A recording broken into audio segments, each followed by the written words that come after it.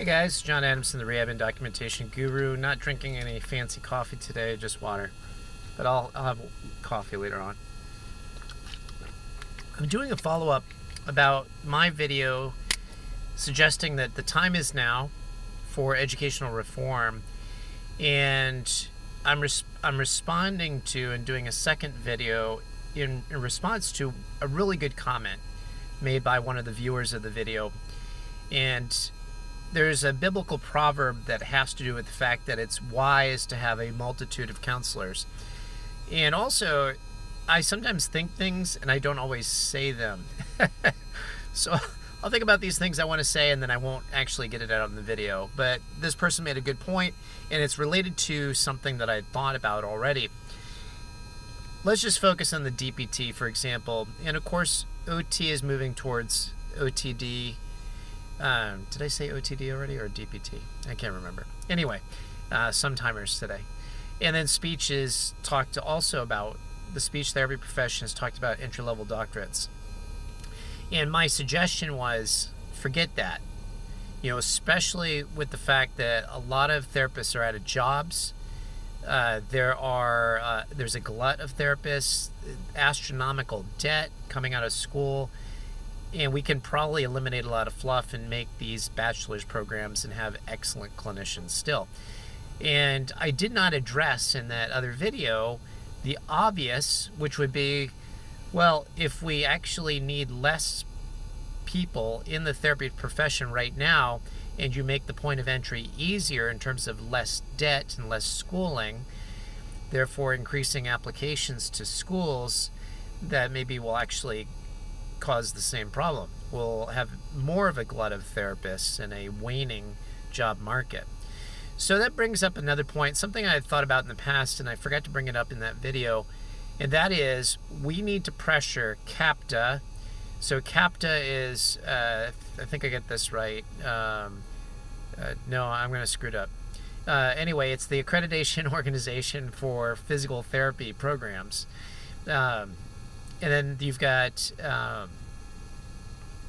ACOTE, ACOTE, which is the Accreditation Organization for OT, and I forget what the one is for speech. It's more simple, believe it or not, for that profession. But we need to pressure these organizations to make the point of entry for programs and admissions harder. If you're, these organizations make money. They make money by accrediting organizations. The more accrediting more programs they have to accredit, the more revenue they generate. Last I looked at, the cost of being accredited through CAPTA, which is the APTA's accreditation agency, was about $4,500 per year for a program. So you multiply programs, you increase obviously revenues coming to CAPTA and APTA. I don't think that's, there's a problem with that.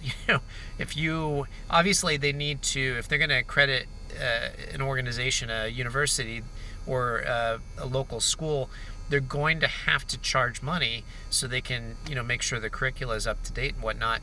But it also incentivizes more programs.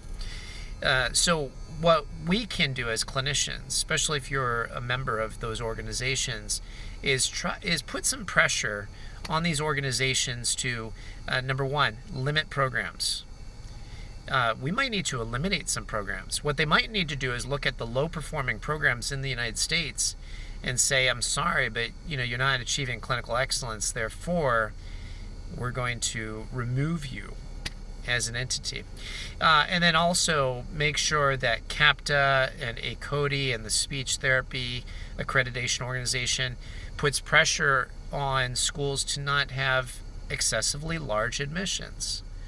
And be mindful of every year really analyzing what the market in the future is going to tolerate.